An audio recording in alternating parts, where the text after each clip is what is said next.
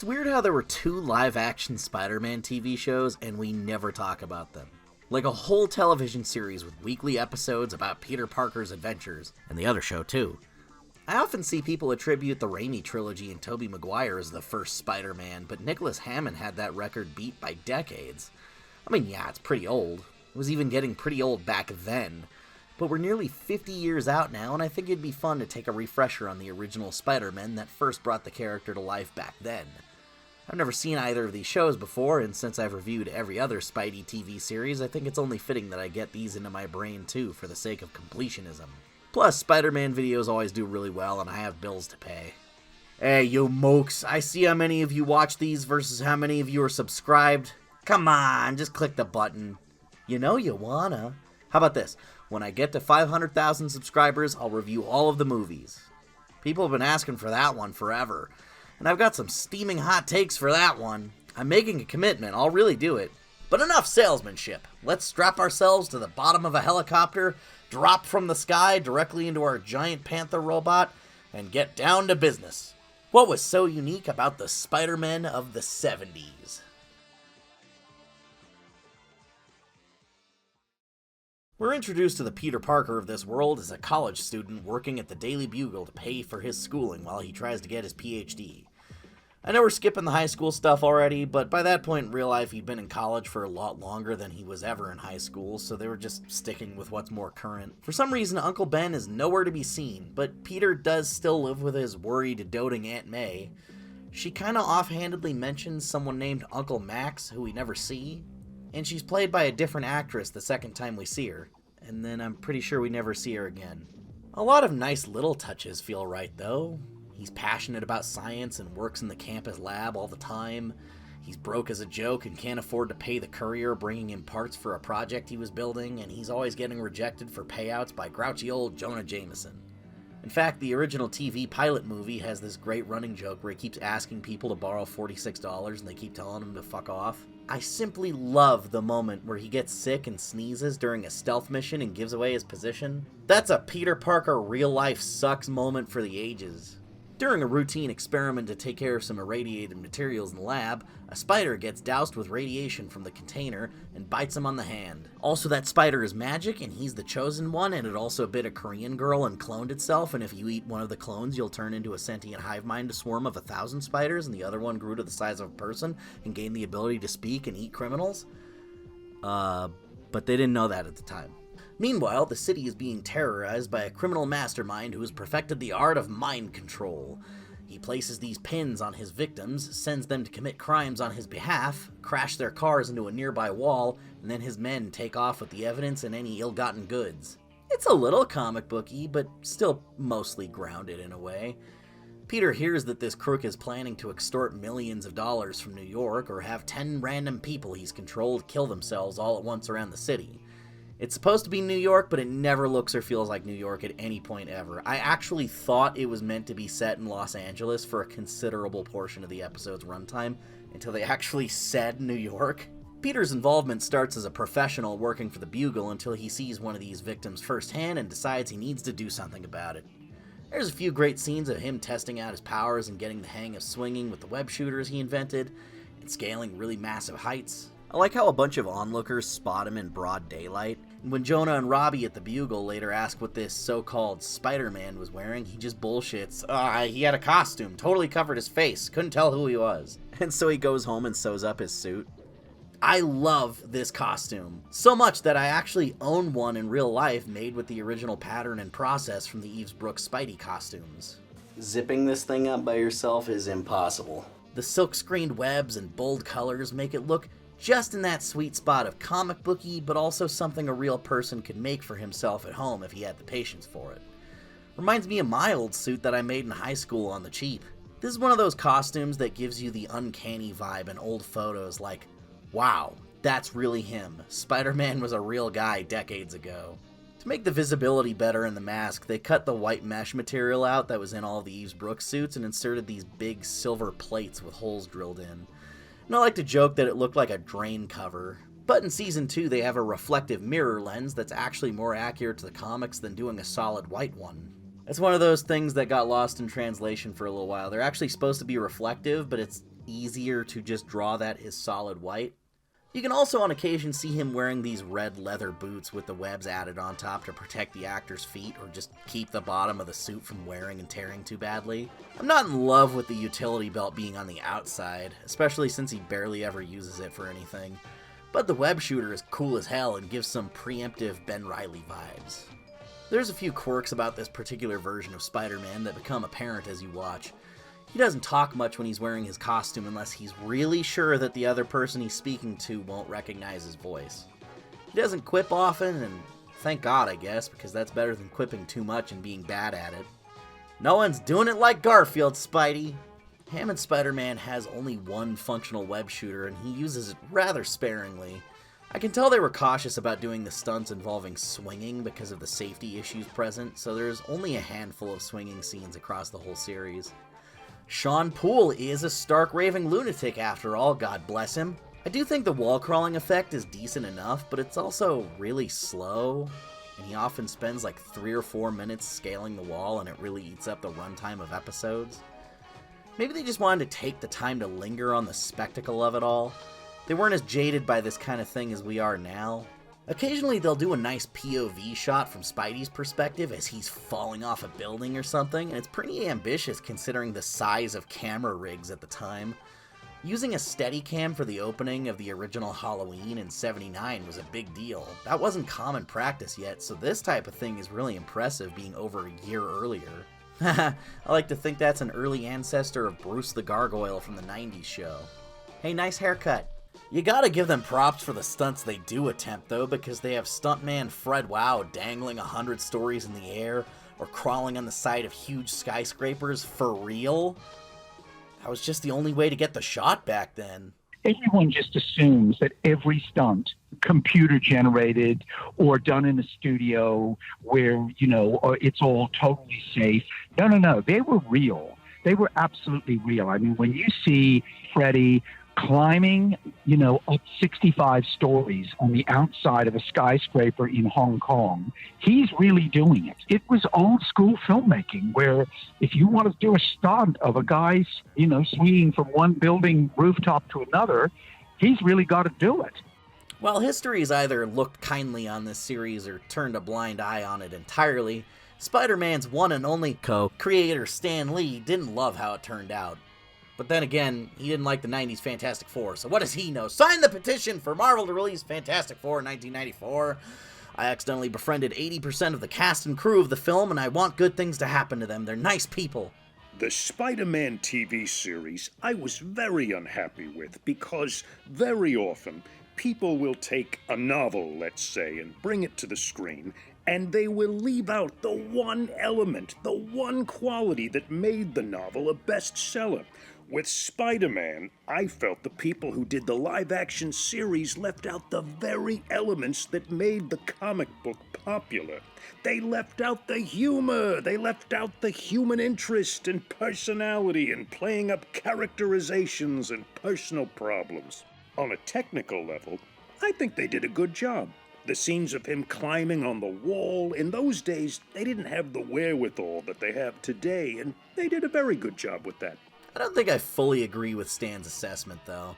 There's still some humor, and there's still daily life Peter Parker problems, and I think Nicholas Hammond really understands the appeal of the character and played him very well. I wanted him to be fundamentally a moral person, not in a boring way, but just in a quiet way. I think we tried to portray him as a guy who always wanted to do the right thing. It didn't always succeed, but he always tried.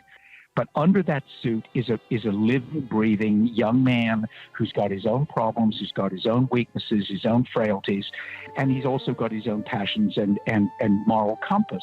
When I would be stopped on the street and people would say, "Hey, Peter Parker, hey, Spidey," 50% of the time they would be non-white people. And I kept thinking, why am I, the whitest guy in the world, so popular with minorities? And then I came to the same conclusion. I thought that's because in that suit, it could be anybody of any race, any color. So I think for little kids, they could see themselves, regardless of who they were, if they were Chinese, if they were black, if they were whatever. they could project that that's me in that suit. And I think to this day, that's why he was the first superhero who really, really touched the nerve with all kids, not just white kids. The side cast of characters isn't too bad. For a minute I thought this character must have been Gloria Grant, but her name is Rita Conway instead. Though she seems to be a little bit inspired by her since the character debuted 4 years earlier.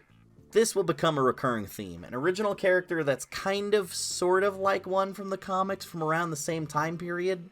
I'd say this is a really ideal, grounded, and realistic take on J. Jonah Jameson. He's not played for laughs as much as later incarnations, and he's a pretty major character. But his personality is still about what you'd expect. He's grouchy and gives Peter a lot of shit, but in a very down-to-earth way instead of the exaggerated and cartoonish outbursts you'd know him for. And sometimes he's just unequivocally nice to Peter and supports him when other people are giving him a hard time. I was surprised while watching at how much he factors into the plot of every episode and how the show takes him pretty seriously. Granted, Peter and Rita still have fun at his expense every once in a while, but he really seems to care about them too. I like this version of him. He even lightens up on Spider-Man as the series goes on and starts to think he's a good guy just because Peter says so. Let's not make fun of this. Let's not treat this like what we're doing is a joke.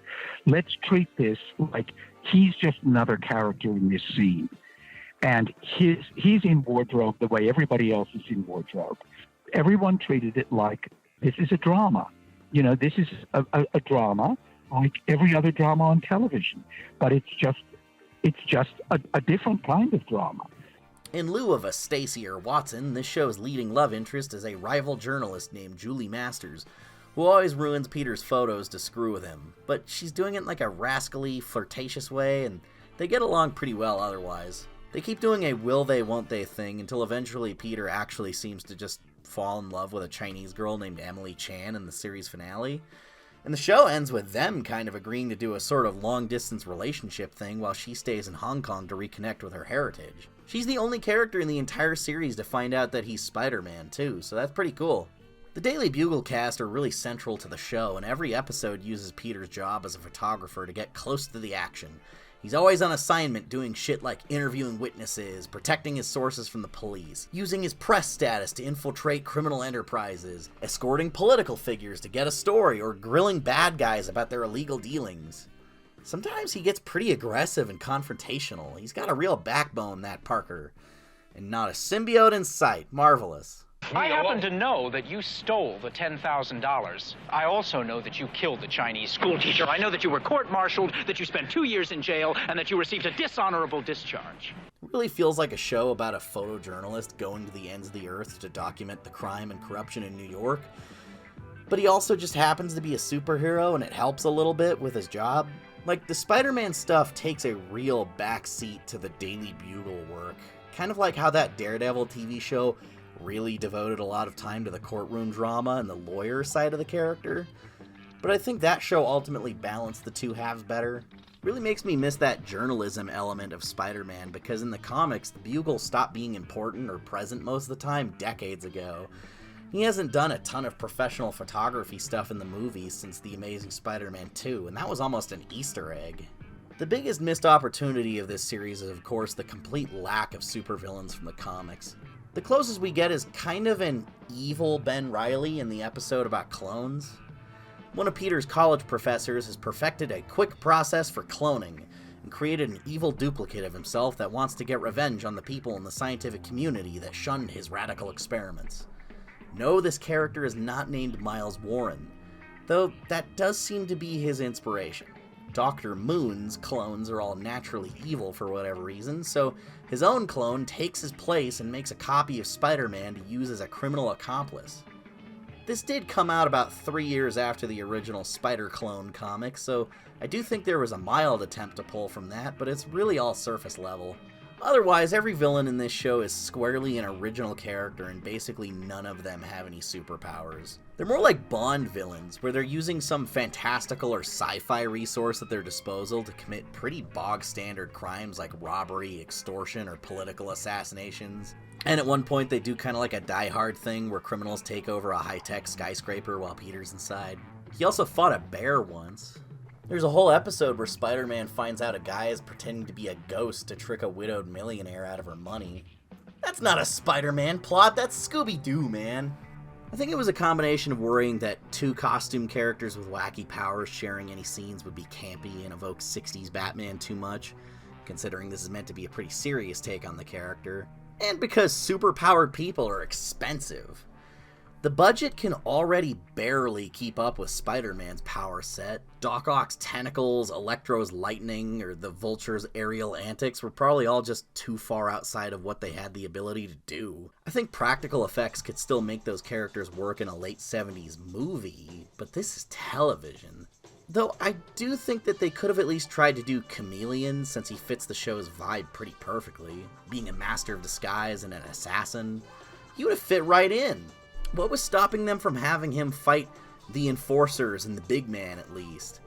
There's plenty of down-to-earth, regular-ass, organized crime stuff that Spidey battles. You could do Hammerhead and Silvermane on this budget. The question is whether their contract said those characters are considered Spider-Man adjacent, or if that was a separate character license that had to be negotiated also.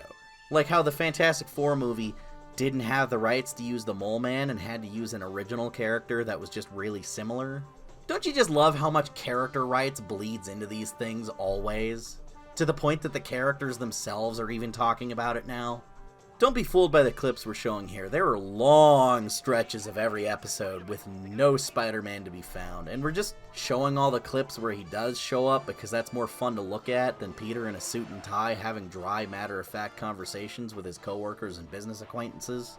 The first 2 pilot episodes are feature-length, but the rest are only an hour long. But for the home release of the show later on, they packaged 2 of the episodes together on one VHS tape, and actually shot an additional scene in the middle to bridge the gaps between the 2 episodes and try to make them feel like one big 2-hour movie.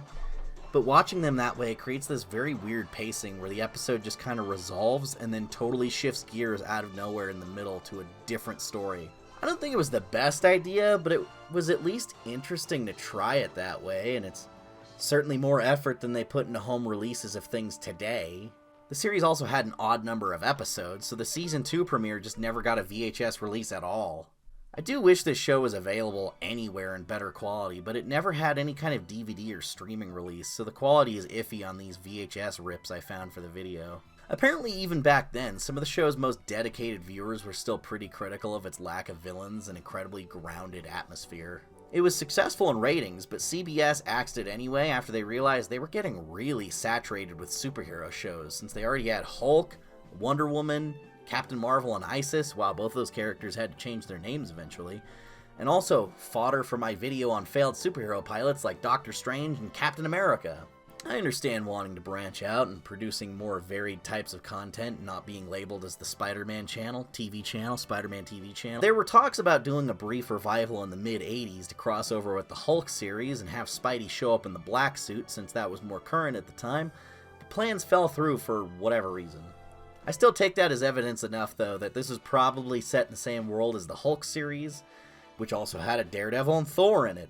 These guys were probably in there too. And I could make a tenuous connection between those and the 90s Fantastic Four. It's all connected! The Amazing Spider-Man 1977 is a fun relic to explore for, historical completionism. But I don't know if I'd personally recommend it to die-hard Spidey fans because you might be bored by how different it is from what you'll be expecting. Or maybe you'll be fascinated by how different it is. But I think it's a shame that it was so handcuffed by creative limitations that it tended to be a little dull. I want to see him at least stop a bank robbery or something. It doesn't all need to be clandestine criminal operations on the down low. We needed just a little more swashbuckling and webbing up armed bad guys, and a little less catching guys who are just committing fraud or espionage. God, Peter, all these foreign spy adventures, you really have become your father. Going for exclusively original villains, in theory, could lead to a lot of creative freedom since there's nothing to adapt. It's all free reign. But in practice, it made for really repetitive plots. I think they could have gotten more creative in the writing. I mean, there's 2 different episodes about guys using mind control. The Season 2 producer, Lionel Siegel, reportedly scaled back the camp even more for Season 2 to try to pull in a more adult audience. and it only hurt the series in my opinion. There's a way to be grounded and still be imaginative. It's a delicate tightrope. I think the show was trying to play it safe for fear of coming off too ridiculous and comic booky, which is ironic considering what its overseas counterpart was doing.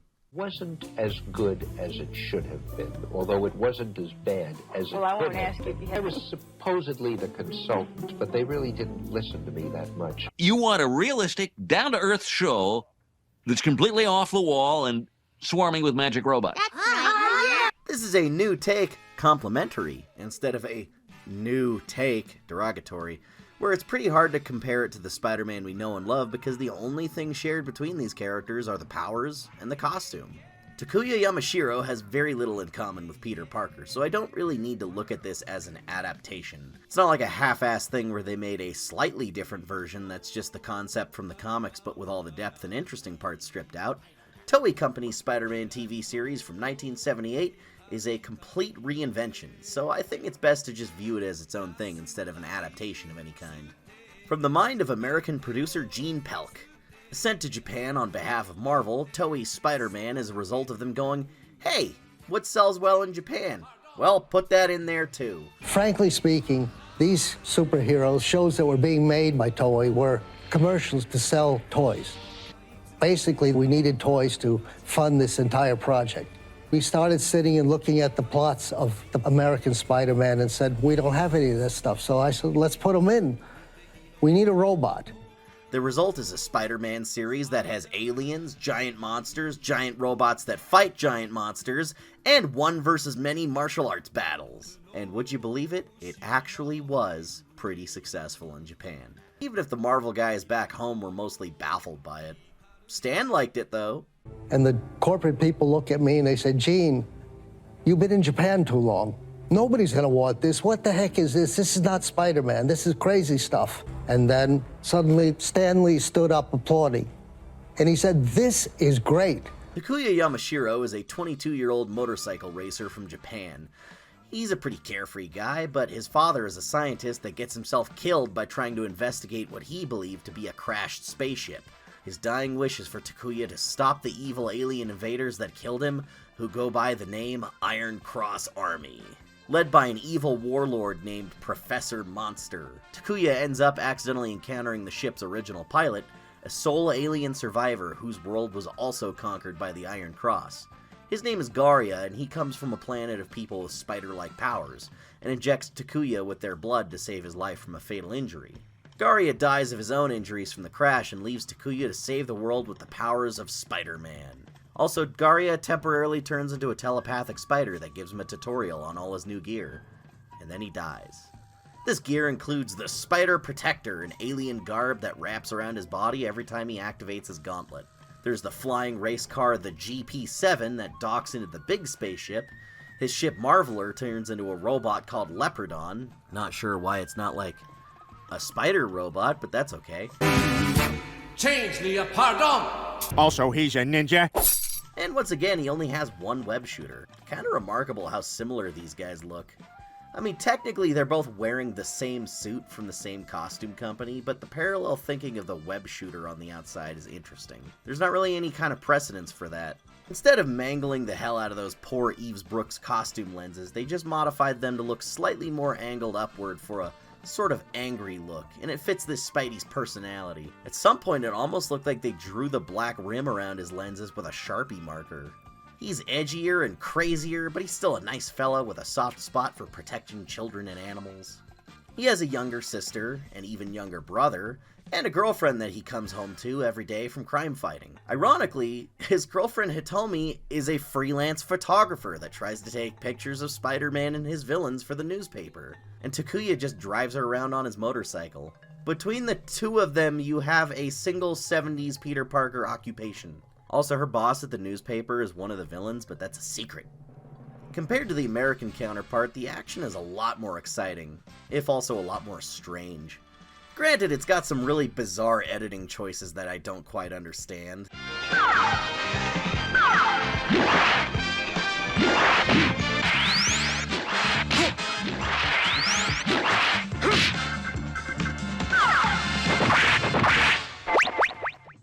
But Spidey fighting with a more tokusatsu style works really well. The stunts are pulled off a lot more believably too. When he jumps and sticks to the ceiling or attaches to a wall or crawls on something really fast, it just works. Like, sometimes I'm looking at it and wondering how they even did that.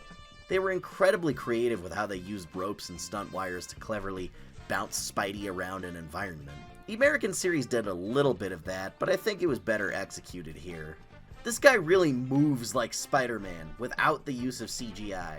Props to the Spidey suit stunt actor Hirofumi Koga for his own set of insane costume feats. God, could you imagine trying to swim in that thing? It'd be like getting waterboarded with the mask. Despite having even less money than the other guys, the Japanese version made more effort to display his powers as much as possible. With time, this version of the character ended up inspiring a lot of elements of the following Super Sentai shows, like the giant robot fights. And in turn, that turned into a staple of Power Rangers. Sentai series, which are these Japanese live-action superhero stuff, did not have robots at the time. The Spider-Man robot was such a big hit that for the next season they said, hey, we gotta have a robot. And frankly speaking, to me, Japanese Spider-Man started the Power Rangers. Even some of the transforming robot stuff gave the Americans a few ideas, apparently. While the American version was a lot more short-lived, this one ran for a respectable 41 episodes. One of them was shot in widescreen and released theatrically, oddly enough, but it's still 22 minutes long. Episodes of this are short and sweet. It's an easy watch compared to the American version, probably because it's pretty light on standing around and talking for sure. Takuya starts an episode going about his business. He finds out from someone close to him that monster activity has been spotted, then he suits up and goes after it and runs through the motions of his usual tech. In that sense, the episodes are also pretty repetitive. Like, he goes through the same transformation for the robot with reused stock footage, then uses all the same moves in it, rocket hands, boomerang, crown thing, big sword, and then the fight's over. Call that the Leopardon combo, bitch! Works every time. Like, literally, every time. There's still some highlights in episodes that are a little different. The most Spider-Man-ish episode I can think of is really early on when Dr. Monster and his crew kidnap an infamous cat burglar and then hypnotize him to frame Spider-Man. Naturally, Spidey gets pissed at the idea of his reputation being besmirched and goes after him. Then he snaps the guy out of his mind control and convinces him to turn his life around and give up stealing to achieve his dreams. That's like pretty Peter Parker-y. He still fights fucking Megalon 2 minutes later though. The final episode is actually a proper series finale, where Dr. Monster and his army have gotten so tired of constant defeats by Spider-Man that they elect to just bail on Japan and release a nuclear Armageddon on the whole world from a secure location. But Professor Monstro's right-hand woman, Amazonas, tries one more time to prove she can beat Spider-Man to secure her place on their rocket to safety. Amazonas finally acts on a long-running hunch that Takuya Yamashiro is Spider-Man by kidnapping his girlfriend and infecting him with a delayed poison out of costume. The stakes have never been higher. After tracking them to their base for the final confrontation, Spidey beats Professor Lobster with the old Leopardon combo, and then realizes that after all this time, he's finally free of his quest for revenge. Would have liked to see him hang out with his family one last time after such a huge victory, but it's better than no ending at all, like most Spider-Man TV shows end up with. And while this one is certainly skewed a lot more towards a younger audience than its Western twin, there's some downright dark moments sprinkled throughout here, like Spidey spending an entire episode taking a wounded Interpol agent across Japan so he can see his young son one final time before he leaves the country. And they don't make it in time. His son leaves and then he dies. God. One of the few episodes without a giant monster battle has Spidey fighting a professional model that's been turned into an assassin for the Iron Cross Army, and after he breaks their control over her, she's overcome with guilt and jumps off a building. Much like 60s Spider-Man, this show has a lot of great out-of-context visuals that still look pretty funny, but I was shocked at how brutal this could get in terms of content while still being generally really campy and silly. Tone is an acquired taste, but once you start to vibe with this show's paradoxical nature, it's almost hypnotic. I definitely had a lot more fun watching this than the American series, if only because this one is taking much bigger swings. Given that I'm kind of a purist when it comes to comic adaptations, I'm baffled that I prefer the Japanese show to the American one. It's so much farther from the source material, and it's so weird and ridiculous, but it's also so much more fun, Jan! It's not trying too hard to take itself seriously or be taken seriously by others, and so it's succeeding at being a crazy, off-the-wall comic book show. I would love to see this get a continuation or a remake from Japan one day, either as another live-action show with better effects and more money, or as a fully animated series that feels just like this but with really intense visuals. It was certainly nice to see him come back in 2015's Spider-Verse comic. I know Takuya is allegedly going to be in Beyond the Spider-Verse, but it could, and probably should, be a long time before that releases. So for now, I'd say give this strange, lighthearted, silly, grim, dark, and serious show a watch.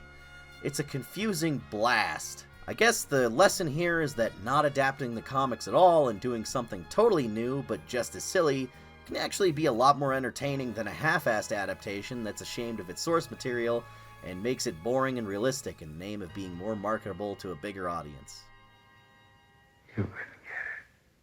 I always get mad at YouTube for not putting my videos in the subscription box because people will comment, "Finally, Xavier uploads again after all these years," not knowing 3 other videos came out within the last month already. So maybe that stupid bell icon thing will help you remember I exist. If you want other ways to support the channel, you can always go hit up that Patreon for early videos and exclusive stuff because it's just $1. I'm not kidding, it's only $1. Isn't that cool? If just 5% of the people subscribed to me donated only $1 a month, I could make videos even faster and keep my house. You can also check out our merch on TeePublic, or just buy some of my random stuff on eBay. I have a pretty substantial collection of old toys that are still in the box in perfect condition, so go take a look in case you find something you like. And lastly, since this is a YouTube video and you probably play Fortnite, drop my creator code XavierGM next time you buy a silly dance or a cool character skin. Really helps me out. See you next time!